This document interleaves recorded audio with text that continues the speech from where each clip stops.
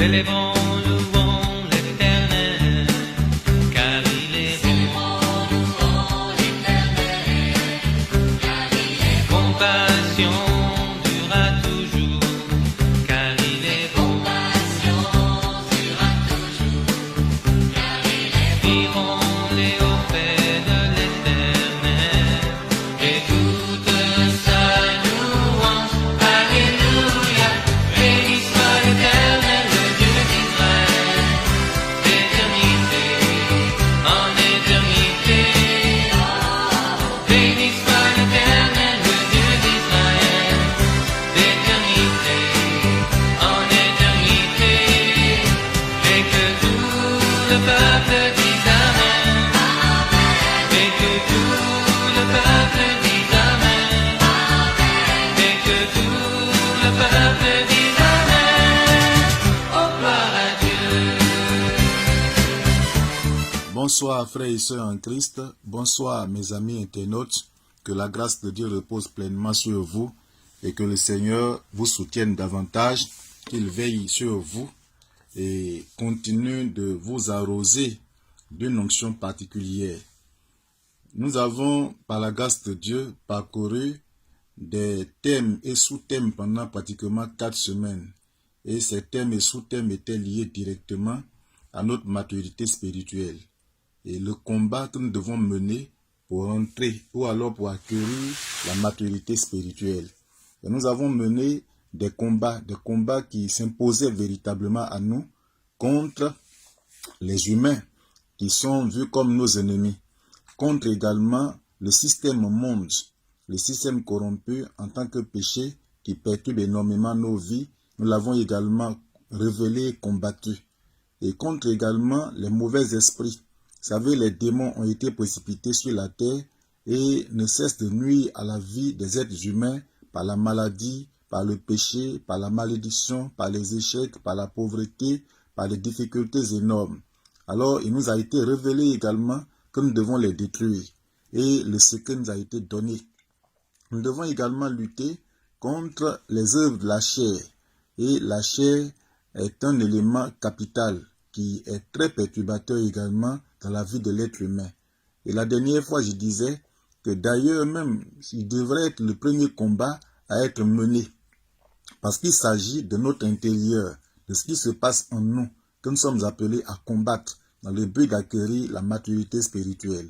Je crois qu'au thème de chaque sous-thème, nous avons beaucoup prié, nous avons fait beaucoup de proclamations, nous sommes parvenus, je le crois bien, à détruire ensemble les œuvres des ténèbres, les œuvres de la chair, l'influence du monde dans la vie de chacun de vous, et la victoire a été vraiment totale et effective par la grâce de Dieu. Nous bénissons le Seigneur pour cette grâce. Alors aujourd'hui, nous allons parler de la manifestation des faveurs divines par le nom que nous portons. Chacun de nous a son nom. Moi, mon nom c'est Dea Sanko Emmanuel. C'est que tu portes également un nom. Et le nom que l'homme porte peut avoir des influences sur sa vie. Donc aujourd'hui, nous allons étudier ensemble la manifestation des faveurs divines par le nom que nous portons. Et je dirais ce soir que le nom a un pouvoir sur l'individu. On comprend que le nom est changé souvent par Dieu. Donc il y a des personnes dont les noms ont été changés complètement, carrément par Dieu. Surtout lorsque ce nom n'est pas favorable à la bénédiction. Donc Dieu qui nous aime très bien et qui désire toujours nous arroser de sa grâce, nous soutenir dans nos combats, nous bénir, nous élever, nous protéger, nous conduire à l'épanouissement. Lorsque Dieu voit que le nom que nous portons n'est pas digne de nous, ou bien de lui, ne peut pas favoriser la bénédiction, il change ce nom. Donc Dieu, sachant bien que le nom est très important, il a responsabilisé complètement l'homme à l'époque pour que l'homme même là soit celui qui nomme les choses et nomme également ses progénitures. Donc Dieu, le sachant, a confié à l'homme au jardin d'Éden le pouvoir de donner des noms à tout ce qui existe. Dans le livre de Genèse, chapitre 2, verset 19 au verset 20, il y est écrit, on ne va pas lire tout, mais je paraphrase les choses. L'Éternel Dieu forma de la terre les animaux des champs et tous les oiseaux du ciel, et il les fit venir vers l'homme, pour voir comment il les appellerait. et afin que tout être vivant portât le nom que lui donnerait l'homme. Et l'homme donna des noms à tout le bétail, aux oiseaux du ciel et à tous les animaux des champs. Donc Dieu a responsabilisé l'homme pour que l'homme nomme les animaux. Donc tous les hommes, enfin tous les animaux, tous les oiseaux, tous les poissons ont été nommés par l'homme. Parce que l'homme étant la créature de Dieu, étant, je peux dire la présence physique, la représentation physique de Dieu, a reçu ce pouvoir de nommer. Et l'homme a pu nommer tous les animaux, tous les oiseaux du ciel. Donc nous comprenons que le nom est un mot qui sert à désigner une personne, un animal ou une chose. Il définit ainsi son identité biologique, spirituelle et le projette quant à son devenir. Donc le nom identifie l'homme. Le nom projette également l'homme dans son devenir ou dans son avenir. Donc le nom que tu portes peut déterminer ta destinée. S'il est un nom positif, un nom couvert de grâce, un nom couvert de bénédiction, tu seras béni à partir de ton nom. Mais s'il est un nom démoniaque, un nom de source maléfique, un nom de source mystique, il sera pour toi un nom problématique qui va te fatiguer toute ta vie. Donc, le nom est donc un élément important qui participe à notre épanouissement. Je voudrais qu'on le sache bien, parce que souvent, par ignorance, on a nommé nos enfants par des noms des personnes qu'on n'a jamais vues, ou alors dont on a entendu parler, ou alors par complaisance, on a donné des noms à nos enfants, ou même quelquefois à certaines choses qui sont autour de nous. Or, le nom que l'on porte peut déterminer sa destinée, peut participer à son épanouissement, ou même peut détruire son épanouissement. Et je dirais encore, alors à quoi le pouvoir du nom est une manifestation des faveurs divines dans la vie du chrétien. Mais avant de répondre à cette question, nous allons faire la lumière sur la confession négative que peut revêtir un nom pour influencer la vie de celui ou de celle qui le porte. L'homme, dans l'accomplissement de l'acte de nomination, peut donner certains noms de sources démoniaques ou par complaisance, ce que je disais tantôt. Donc, il y a des gens qui, quelquefois, dans la nomination des hommes, de leur progéniture, peuvent donner des noms de sources démoniaques ou bien donner des noms par complaisance. Et dans nos familles aujourd'hui, nous trouvons des personnes dont les noms ne signifient rien du tout. Voilà, papou, papito, mamito, mamita, ainsi de suite. Ça ne signifie rien. Et finalement, l'enfant même là perd son identité. Et il y a des vieilles personnes qu'on rencontre quelquefois qui portent des noms qui ne signifient rien, des noms qui ont été donnés par complaisance, mais des surnoms qui sont restés finalement sur leur vie. Donc, comprenons également que le nom révèle l'identité de l'être ou la chose qui le porte et le distingue des autres êtres de la même espèce et ainsi définit sa nature. Donc, nous comprenons aussi clairement que le nom nous différencie, le nom nous distingue des autres. On ne se ressemble pas par rapport à nos noms. Chacun a son nom, chacun vient d'une famille, chacun a un prénom, chacun a un nom qu'il porte. Donc, le nom nous différencie, même dans l'espèce animale. Il y a également, chaque animal a son nom. Ils ne sont pas les mêmes. Il y a des chiens, il y a des chats, il y a des boucs, il y a des loups, il y a des porcs, il y a des serpents, il y a des chimpanzés, il y a des gorilles. Et chez les hommes également, chacun porte son nom selon sa famille. Et nous allons voir une lecture importante dans le livre de 1 Samuel, le chapitre 25, verset 10 à 25. Nous allons y lire. Nabal répondit au serviteur de David. Qui est David et qui est le fils d'Isaïe? Et je prendrai mon pain, mon eau et mon bétail que j'ai tué pour mes tondeurs, et je les donnerai à des gens qui sont je ne sais d'où. Alors David dit à ces gens, que chacun de vous saigne son épée, que Dieu traite son serviteur David dans toute sa rigueur, si je laisse subsister jusqu'à la lumière du matin, qui que ce soit, de tout ce qui appartient à Nabal. Puis se jetant, ça c'est la deuxième partie, je paraphrase les choses, puis se jetant à ses pieds, elle, Abigail, c'est-à-dire Abigail, la femme de Nabal, dit, à moi la faute, mon Seigneur, permets à ta servante de parler à tes oreilles, et écoute les paroles de ta servante, que mon Seigneur ne prenne pas garde de ce méchant homme, à Nabal, car il est comme son nom. Vous comprenez bien, Nabal est comme son nom. Nabal veut dire méchant. Nabal veut dire insensible. Nabal veut dire quelqu'un qui a les entrailles complètement fermées aux autres.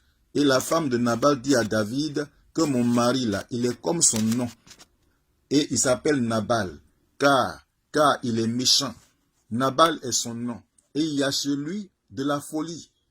Et moi, ta servante, je n'ai pas vu les gens que mon Seigneur a envoyés. Donc l'histoire ici, elle est une histoire biblique. Elle est biblique, elle est une histoire spirituelle, elle est une histoire qui est pleine également de beaucoup de leçons.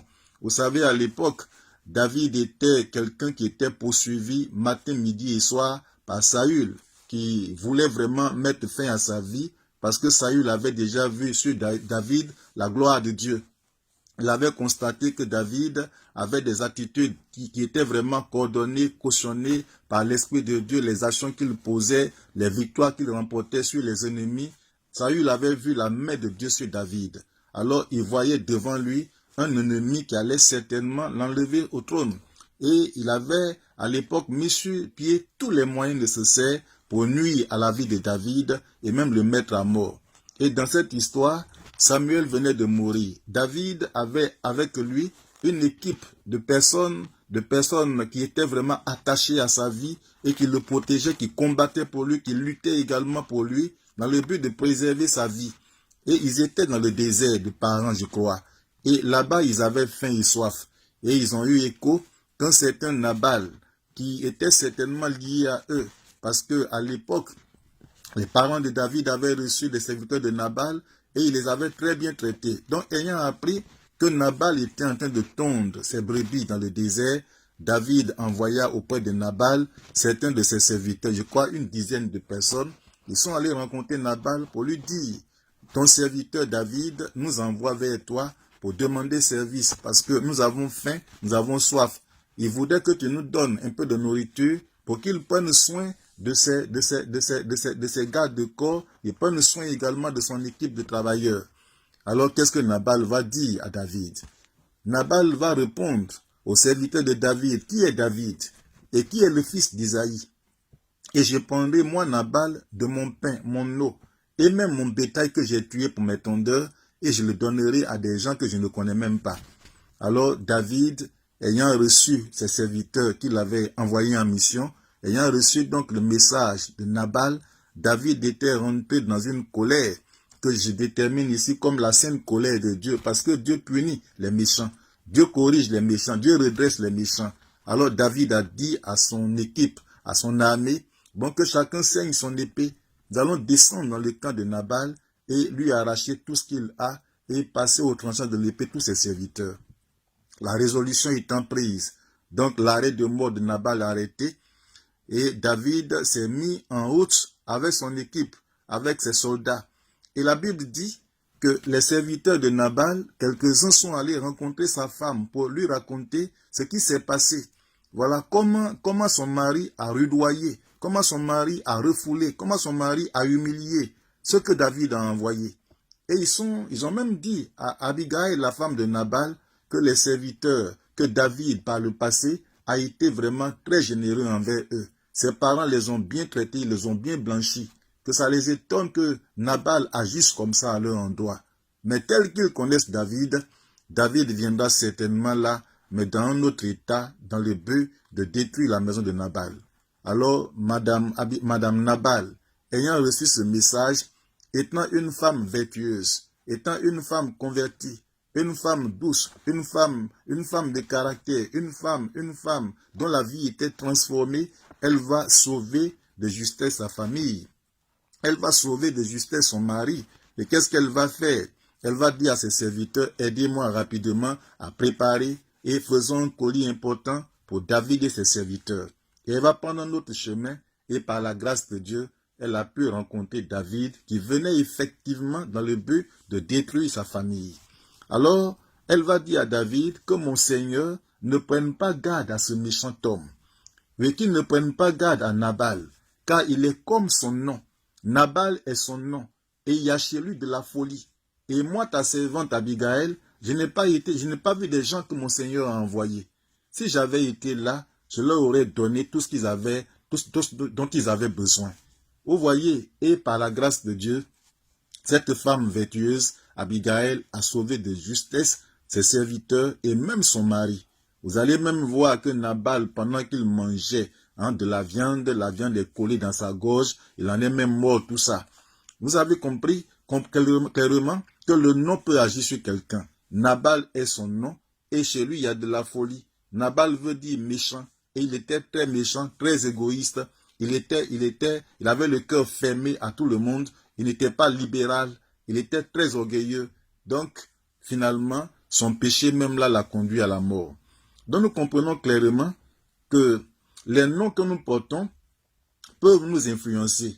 Et étant ici en France, il y a des gens qui portent des noms. Et c'est que dans notre milieu ici, on peut trouver des Monsieur Mouton, on peut trouver des Monsieur Dubois, on peut trouver Madame Sauvage, on peut trouver, qui d'autre encore, Monsieur Lecoq. Il y a des noms que des gens portent ici. Et les noms que l'on porte peut agir sur lui. Quelqu'un qu'on appelle Mouton, c'est vrai, il ne marchera pas quatre pattes. Il ne marchera pas non plus, il n'aura pas de poils sur son corps. Mais il peut être caractérisé par le comportement d'un mouton dans sa propre famille. C'est-à-dire quelqu'un sans pouvoir, quelqu'un sans autorité, qui ne prend pas ses responsabilités. Bon, une femme qu'on appelle sauvage, Madame Sauvage, vous voyez un peu sa mentalité, ses actions qu'elle peut poser. Donc, le nom peut agir sur quelqu'un. Quelqu'un qui s'appelle Chien, par exemple. Le nom Chien qu'il porte là peut également influencer sa vie. C'est pourquoi, bien aimé, avant de donner un nom à qui que ce soit à ta progéniture, ou même à quelqu'un qui est proche de toi, il faut réfléchir au moins 10 fois, même 1000 fois, avant de nommer qui que ce soit. Et dans la société africaine, on trouve des personnes qui s'appellent Dibi, qui veut dire fétiche, Zamblé, qui veut dire masque, Nzi, qui veut dire eau, Ofoué, qui veut dire poubelle, Atumble, qui est né sur la route. Ces noms sont donnés par des croyances chez nous, qui sont des croyances animistes. Et ces noms très significatifs et symboliques ont des conséquences énormes sur ceux qui les portent. Et vous savez bien de quoi je parle. Et je voudrais te demander ce soir, quel nom portes-tu? Quel est ton nom? Alors, comment tu t'appelles? Il y a des noms que nous portons qui nous créent d'énormes problèmes. Le plus souvent, nous prions, nous jeûnons pour divers sujets de prière. Le plus souvent, nous sentons même que nous sommes en relation parfaite avec Dieu. Nous obéissons à la parole de Dieu. Nous obéissons au commandement de Dieu. Nous sommes humbles. Nous sommes tout le temps à l'église. Et il y a des blocages qui prévalent encore dans nos vies. Mais ces blocages peuvent être dus à nos noms, au nom que tu portes. J'étais en Afrique et vivant dans une église.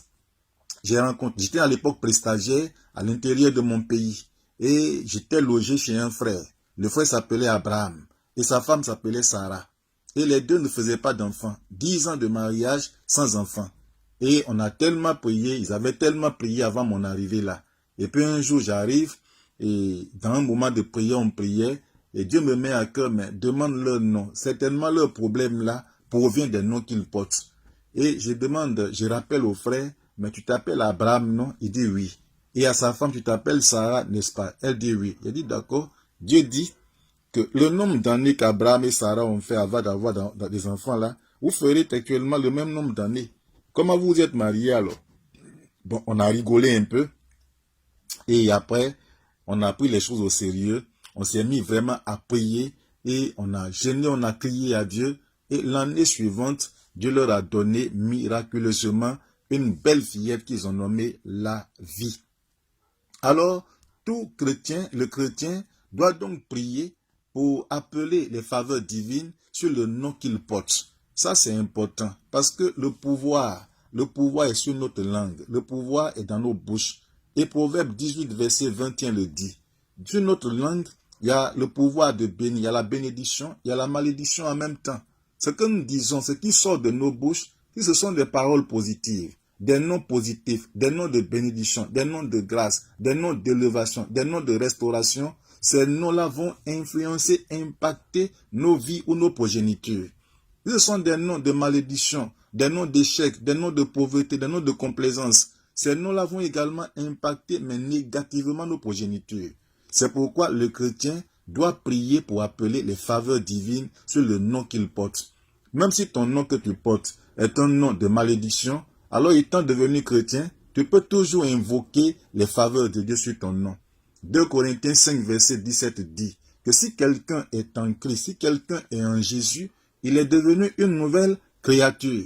Les choses anciennes sont passées et voici toutes choses sont devenues nouvelles. Alors Dieu, par son pouvoir, Dieu, par sa puissance, peut passer par ta prière. Oui, en exaucant tes prières, il peut changer le pouvoir démoniaque, l'influence négative, néfaste qui est dans ton nom, en positivité par sa grâce. Et nous devons comprendre ce soir, que les faveurs divines sur le nom du chrétien sont vraiment importantes. Dieu veut bénir le chrétien. Et Dieu veut te bénir aujourd'hui. Le nom a un pouvoir qui peut conditionner notre devenir et se traduit à travers des actes que l'on pose. Je répète, le nom a un pouvoir qui peut conditionner notre devenir et se traduit à travers des actes que l'on pose. C'est pourquoi notre qualité de vie de chrétien doit influencer le nom que nous portons et attirer sur nous des faveurs de Dieu. Je répète encore, c'est pourquoi notre qualité de vie de chrétien doit influencer le nom que nous portons et attirer sur nous des faveurs de Dieu. Ta qualité de vie de chrétien doit influencer le nom que tu portes pour dire que nous devons tout faire. Et ça, c'est ma prière. Et je ne cesse d'insister depuis un certain temps sur ta qualité de vie de chrétien. Et ne soyons pas appelés chrétiens pour rien.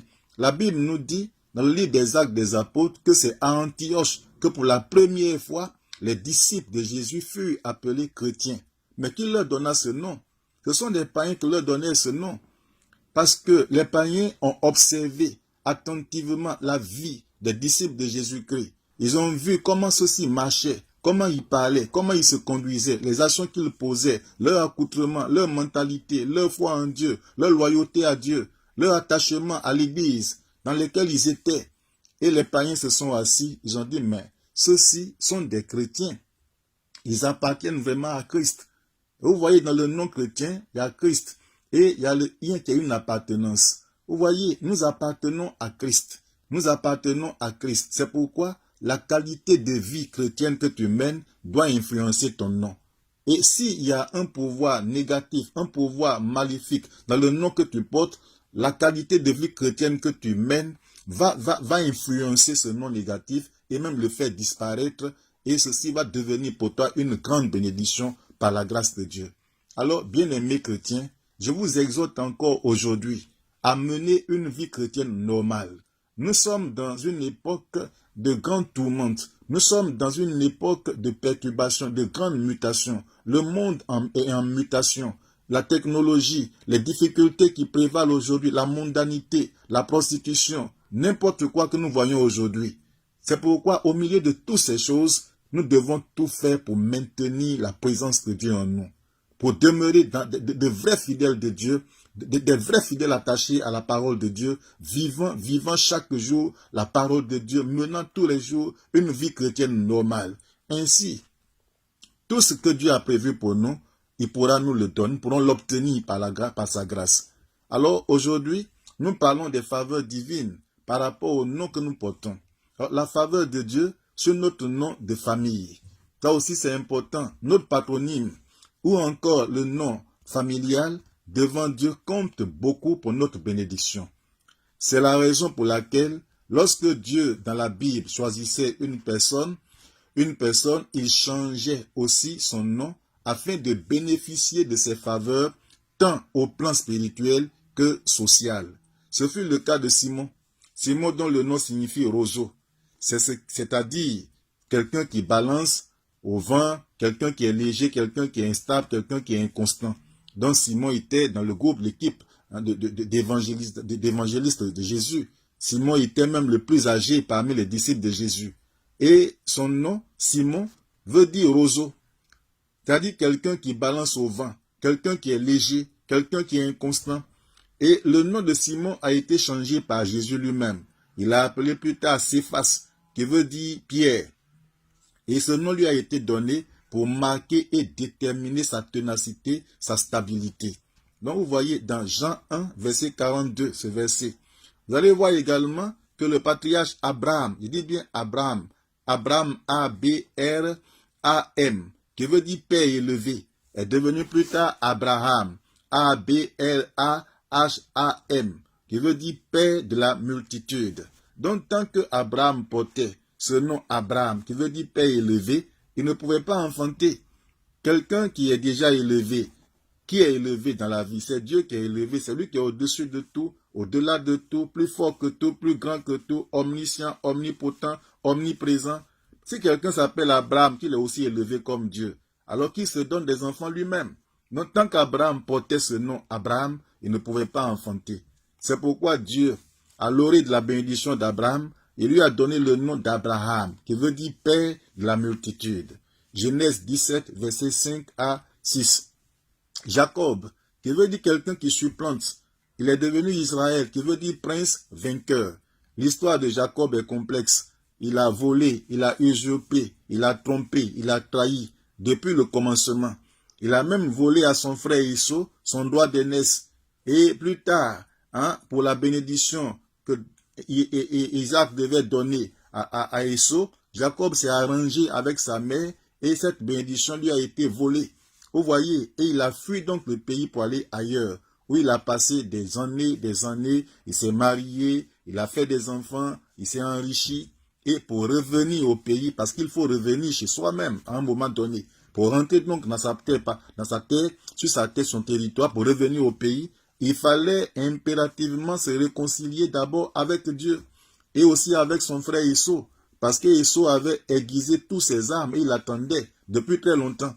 Il s'est dit, mon frère est allé, il a quitté la famille, il m'a volé, il m'a trompé, il m'a trahi, il m'a tout arraché, il m'a ruiné complètement, il m'a privé des faveurs de Dieu, des faveurs de nos pères. Il reviendra, il me trouvera ici, je le tuerai, je lui arracherai tous ses biens. Donc il attendait depuis des années.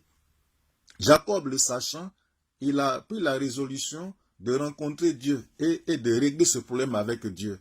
Et la Bible nous dit qu'à la veille de la rencontre de son frère, alors qu'est-ce qu'il va faire?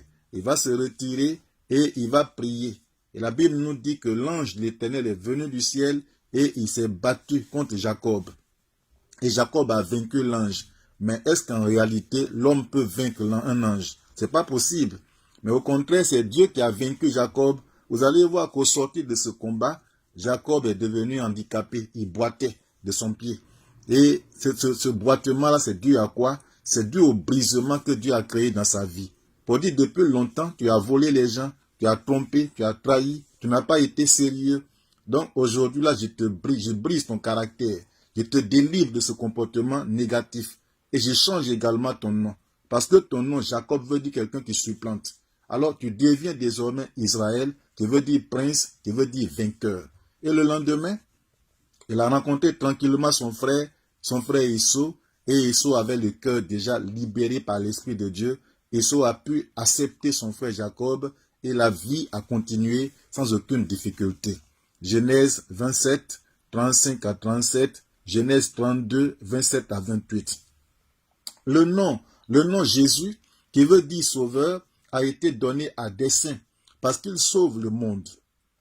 Vous comprenez, Jésus a été donné aussi à dessein, parce que Jésus sauve le monde.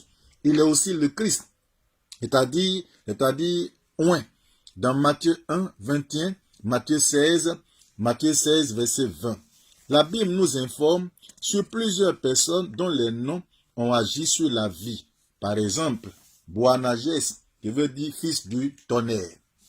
Boanerges était avec Jésus, ils sont allés évangéliser quelque part, et la Bible nous dit que les gens les ont refoulés, ils ne les ont pas acceptés. Voyez, on peut refuser ton évangile. Alors Boanerges dit à Jésus, mais Seigneur, pourquoi des gens se foutent de nous comme ça? Alors ordonne que le feu descende pour les consumer. Mais qu'est-ce que Jésus va répondre? Il va dire à Boanerges que je ne suis pas venu pour détruire le monde, mais pour plutôt construire le monde et le réconcilier avec le Père. Et plus tard, vous allez voir que Boanerges, son nom est devenu Jean. Donc Jésus a changé son nom. Il est devenu Jean, qui veut dire colombe. Vous allez voir que le Seigneur était sur la croix de Golgotha. C'est à ce Jean-là qu'il a confié sa mère. Il a dit, mère, voici ton fils. Fils, voici ta mère. Il faut veiller sur Marie, notre mère. Vous comprenez? Donc, Jean a eu un caractère doux. Parce que le nouveau nom, Jean qu'il porte, a impacté sa vie positivement. Au jardin de Gethsemane, il y a eu un événement là. Les gens sont allés pour arrêter Jésus. Et il y a quelqu'un qui s'appelait Malchus, qui était fils de sacrificateur, qui était dans l'équipe de persécuteurs qui partaient pour arrêter Jésus. Malchus veut dire malchance. Et son oreille a été coupée par Pierre. Bon, qu'est-ce qui s'est passé? Parmi tout ce monde-là, pourquoi c'est lui que son oreille est tombée? Vous voyez, son nom est significatif. Malchus, qui veut dire malchance. Donc, c'est quelqu'un qui est malchanceux. Et comme il est malchanceux, là, il est porteur de malheur, son oreille a été coupée. Heureusement qu'ils sont allés arrêter Jésus. Et Jésus a repris son oreille et l'a replacée. Donc, en somme, le changement de leur nom est une faveur divine et plusieurs autres faveurs leur ont été accordées dans l'exercice de leur ministère. Bien aimé, on peut changer de nom, hein? On peut le changer. Si ton nom est un nom négatif, si ton nom est un nom de malédiction, un nom de pauvreté, un nom d'échec, un nom de blocage, un nom mystique, un nom de sorcellerie, tu peux bel et bien le changer en un nom positif, un nom spirituel, un nom de bénédiction, un nom de grâce. Cela peut se faire. C'est l'âge qu'on ne peut pas diminuer ni augmenter, mais le nom, on peut le changer. Ou alors, on peut le conserver comme moi je l'ai conservé, mais en y détruisant les pouvoirs maléfiques d'échec qui y sont par le pouvoir divin, par la puissance de Dieu. Et je dirais au point 2, et c'est là nous allons finir l'enseignement d'aujourd'hui, que être chrétien est une faveur de Dieu. Être appelé chrétien est une faveur de Dieu. Donc c'est un nom que nous portons. Et ce nom est commun à nous tous. Nous sommes tous appelés chrétiens. Pour nous qui avons accepté Jésus comme sauveur personnel, chacun de nous a pris l'engagement à un moment donné de servir le Seigneur, d'accepter Jésus, de marcher avec lui, lui abandonner sa vie, lui abandonner ses projets, lui abandonner tout son être entier, opter pour le ciel. Et le nom chrétien que nous portons est une faveur de Dieu sur nous. Alors porter le nom chrétien est une faveur que l'Éternel fait à celui qui se convertit à lui. Cette faveur est démontrée par le fait que nul ne vient au Seigneur s'il n'est appelé, s'il ne l'a appelé, et convaincu qu'il reste et demeure le véritable et unique Dieu. Donc nous avons été appelés par Dieu. Et chacun de nous a entendu d'une manière ou d'une autre la voix du Seigneur. D'autres ont été évangélisés, d'autres ont été convaincus étant dans leur maison, et puis un bon matin ils se sont levés promptement pour venir à l'église. D'autres également ont été touchés par un évangéliste ou alors se sont rendus à une retraite spirituelle où ils ont reçu la parole de Dieu. Donc chacun de nous est devenu chrétien. Et c'est Dieu qui l'a voulu en fait. C'est Dieu qui l'a permis. Et cette grâce nous permet d'être bénis par Dieu. Et dans le livre des Actes des Apôtres, le chapitre 22, versets 7 à 10, quelqu'un a été appelé par Dieu miraculeusement. Sa conversion a été spectaculaire. C'était l'apôtre Paul qui s'appelait Saul de Tarse par le passé. Et qu'est-ce que Saul va dire? Comme j'étais en chemin, Damas, tout à coup, vers midi,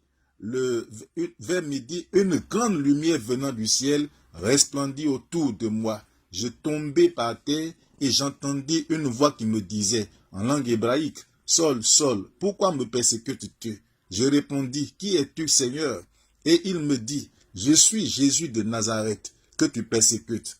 Alors je dis, que ferai-je, Seigneur?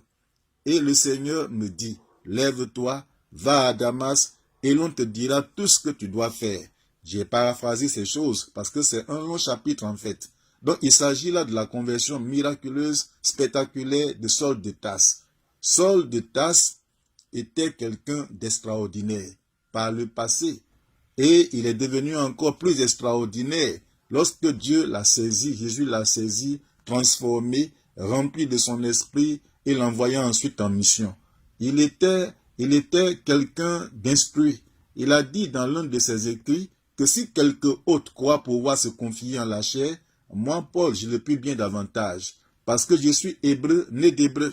Donc, d'origine hébreu, il avait cette fierté.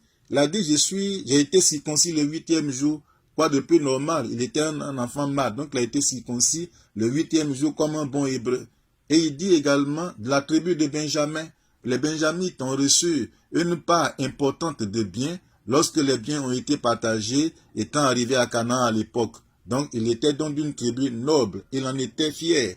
Il a dit également, je suis pharisien. Pharisien, donc un docteur de la loi. Il a été instruit au pied de son père. Il a été instruit dans une école théologique. Il a été instruit également au pied de Gamaliel à Jérusalem. Donc, il avait atteint un certain niveau d'instruction pas possible.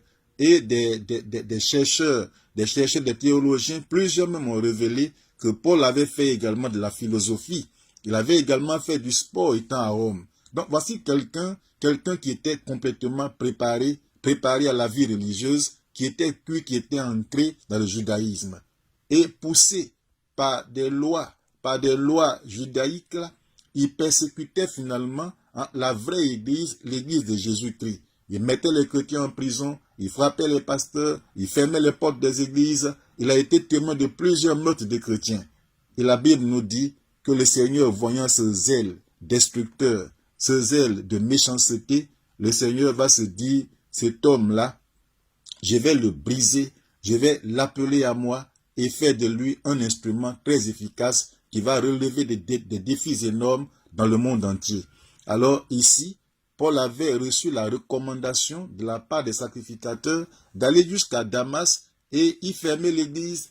Alors c'est un chemin que le Seigneur va se saisir de lui et il va le faire miraculeusement au travers d'une lumière en lui parlant en même temps.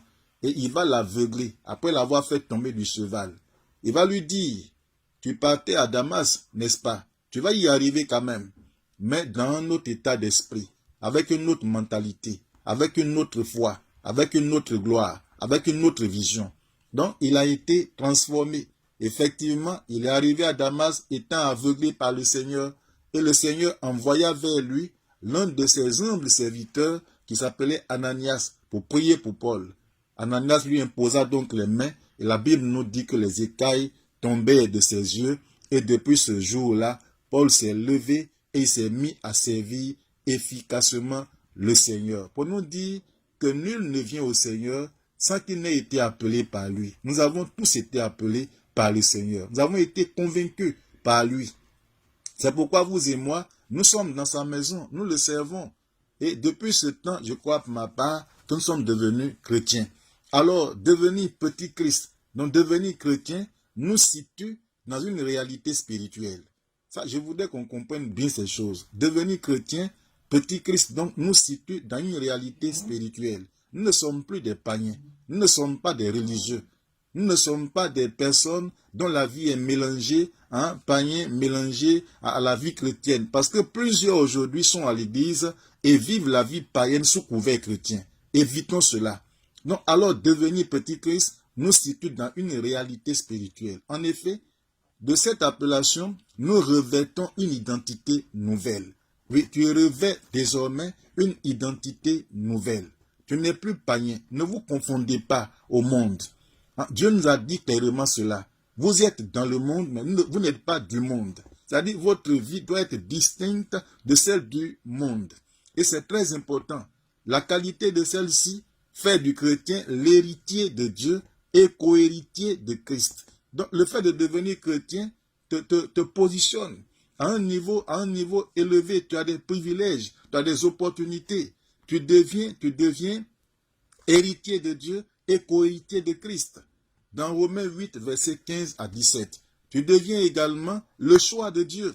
Non, il devient ainsi un choix de Dieu. Dans Jean 15, versets 15 à 16, ce n'est pas vous qui m'avez choisi, mais c'est moi qui vous ai choisi et je vous ai établi. Je vous envoie ensuite pour que vous alliez et que vous portiez du fruit et que des fruits que vous allez porter demeurent. Donc chacun de nous, en tant que chrétien, a été choisi par le Seigneur. N'est-ce pas une grâce? N'est-ce pas une faveur ça?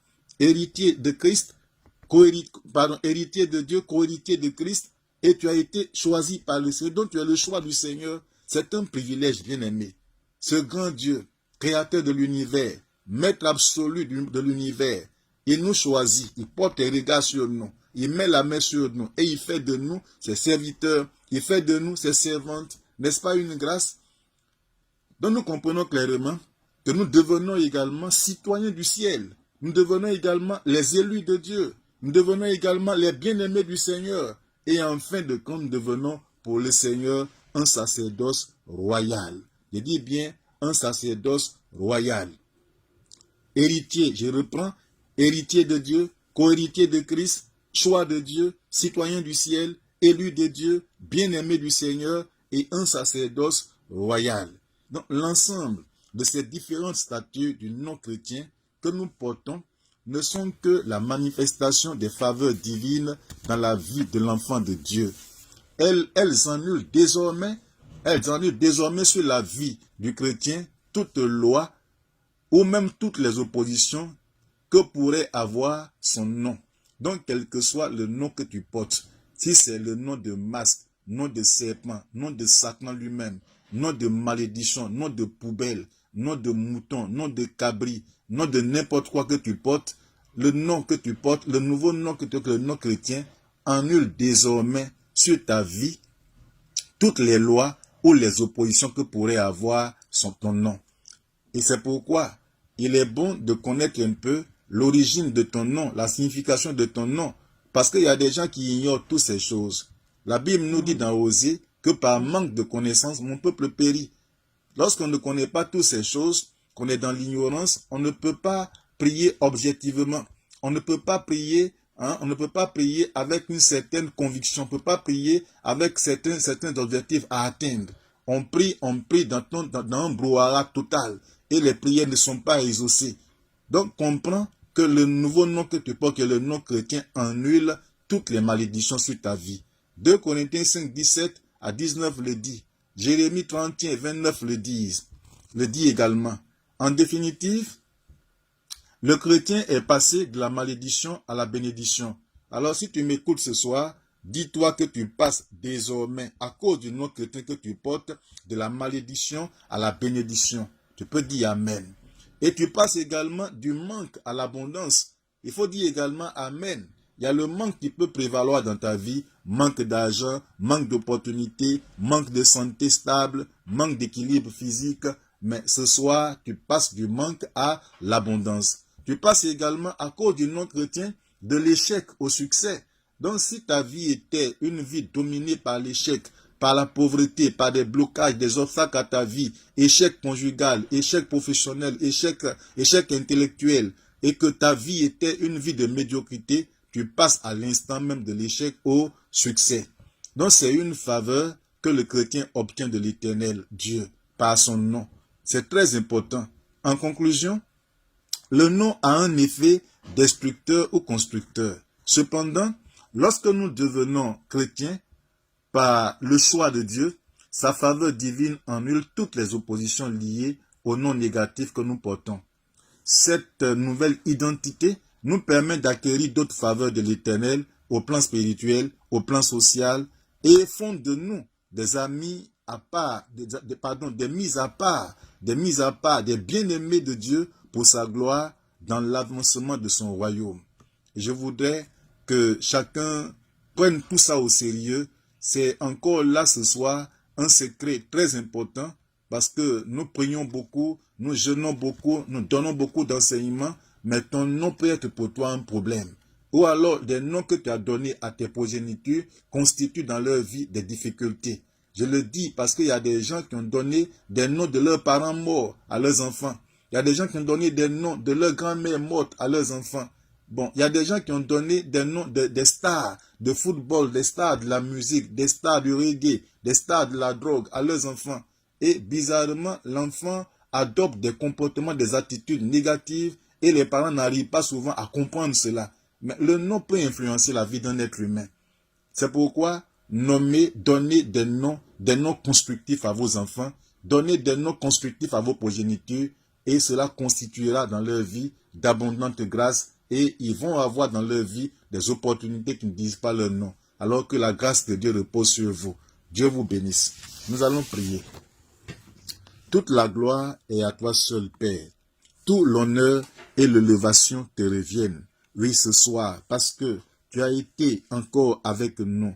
Tu as été attentif, Père Tout-Puissant, oui, à nos préoccupations et tu nous as parlé, les cœurs t'étant disposés. Tu t'es révélé encore à nous aujourd'hui, Seigneur. Je voudrais prier et te recommander la vie de mon frère, la vie de ma sœur, dont le nom constitue des problèmes pour lui, dont le nom constitue des blocages, oui, des malédictions qui s'abattent sur sa vie. Mais toi étant Dieu, oui, le créateur de tous qui a donné, Père Tout-Puissant, ce merveilleux nom à ces enfants que nous sommes, le nom de chrétiens. Père, ce nom annule toute malédiction, ce nom annule tous les blocages, ce nom annule tous les échecs, ce nom annule la pauvreté, ce nom annule les maladies, ce nom annule, ô Tout-Puissant, oui, le manque, la misère. C'est pourquoi, Père Tout-Puissant, ce soir, je voudrais proclamer sur la vie de mon frère la délivrance, proclamer, appeler dans sa vie la bénédiction,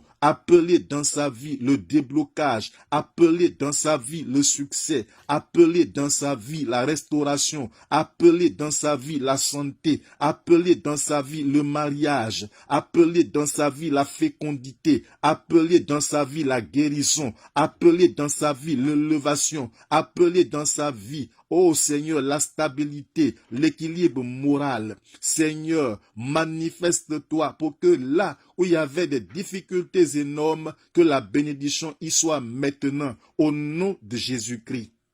Manifeste-toi pour que là où il y avait, Père Tout-Puissant, des soucis, Seigneur, que des soucis s'en aillent. Où il y avait, Père Tout-Puissant, oui, Père éternel, un enchaînement de malheur, un enchaînement de mortalité, un enchaînement de misère, un enchaînement, Père Tout-Puissant, un impact des démons existant même quelquefois physiquement ou posant des actions physiques dans leur maison, dans leur entourage, dans leur vie. Que ces démons s'en aillent pour que la vie, la lumière divine se fasse là, au nom de Jésus-Christ. Seigneur, merci pour cette grâce. Éternel des armées, je préfère être bref ce soir et je sais que les paroles que je proclame produisent des effets positifs dans la vie de mon frère, dans la vie de ma sœur. Gloire te soit rendue, honneur à toi seul, élévation à toi seul qui es Dieu, parce que tu suis ce nom chrétien pour bénir tes enfants. Sois béni, Seigneur, au nom de Jésus.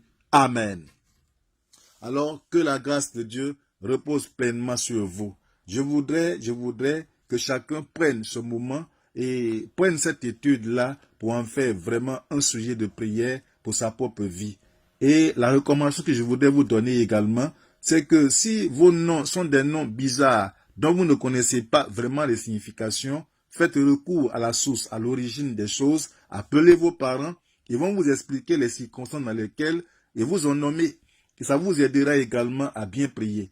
Et je souhaiterais que nous soyons vraiment ensemble le vendredi prochain. Je vous l'avais promis, mais j'avais eu tellement d'empêchements, tellement d'activités dans la semaine que je n'ai pu le faire.